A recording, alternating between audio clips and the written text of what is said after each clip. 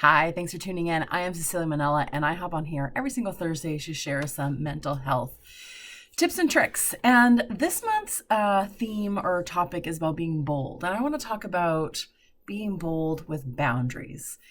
Now, boundaries are everything that we need. We need limitations in relationships. Now, we often think about boundaries as these hard and fast rules. So these kind of punch someone in the face kind of idea, like, here's my boundary, please stay back.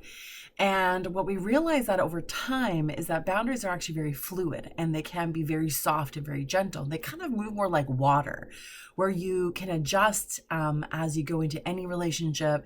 You can reinforce them, you can change them, you can adapt them. But the whole point is about, where are my needs in all of this? Where do I end and you begin? And so this can be emotionally, this can be physically, it can be financially, spiritually. Boundaries exist in all aspects of our life and in every single capacity. Now, why do we struggle with boundaries? And here's the act of boldness, is that boundaries in itself is not what the problem actually is. It's not where we get hung up on or where the challenge actually is. It's not in the boundary itself.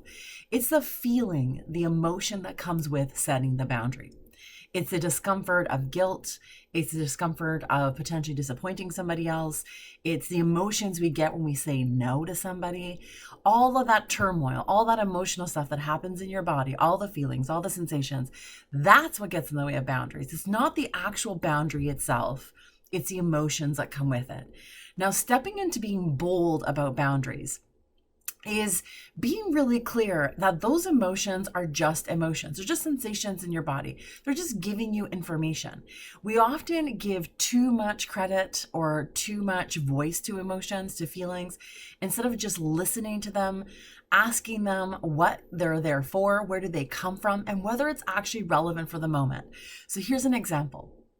So if you had trauma, early childhood trauma in your life, which many people do, one of the biggest messages of early childhood trauma is that your needs don't matter. So if you're a child and something has happened to you, the messaging that gives into your subconscious mind is that your needs for safety don't matter. So your needs don't matter. So what happens if that trauma goes untreated or unaddressed? We grow into adulthood. And as adults, we interact in the world from this place of trauma, that my needs don't actually matter. What really matters is that everybody around me is happy and content and getting their needs met. And my needs actually don't really matter. And then I'll suck it up. I will persevere. I will morph myself in whichever way I need to, pretzel myself into every single relationship to accommodate the other person so that they don't feel uncomfortable in any kind of way, despite how uncomfortable I may be feeling, despite how I am sacrificing my needs, my wants, my desires in order to maintain this relationship with another person. So this is constantly saying yes to somebody without saying no. So the emotions that will come up with a boundary is guilt, like you're doing something wrong. Now, is that true? If you logically work through it, saying no to something is actually not about doing something wrong. It's about meeting your own needs. However, if you've never had the experience of having your needs met, especially as a child, by the adults around you who are supposed to care for you, keep you safe, love you unconditionally, that was not your experience, which for many of us it isn't, then as adults, when we say no and set a boundary, we feel guilt like we're doing something wrong. But that actually has nothing to do with the current situation. That is rooted in a past that no longer exists.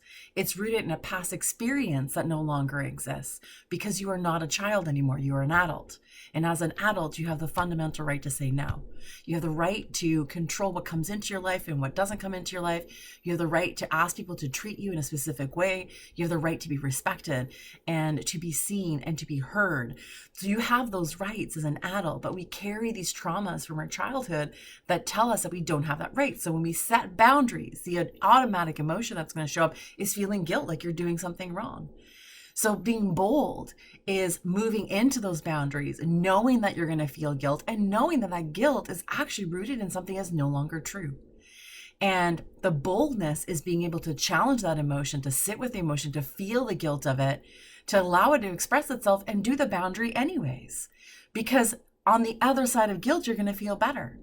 And so it is really challenging some of those emotions that maybe come from places that are toxic or unhealthy or traumatic, and to really relook at them in a certain way, to not use guilt as a measuring tool when it comes to setting boundaries.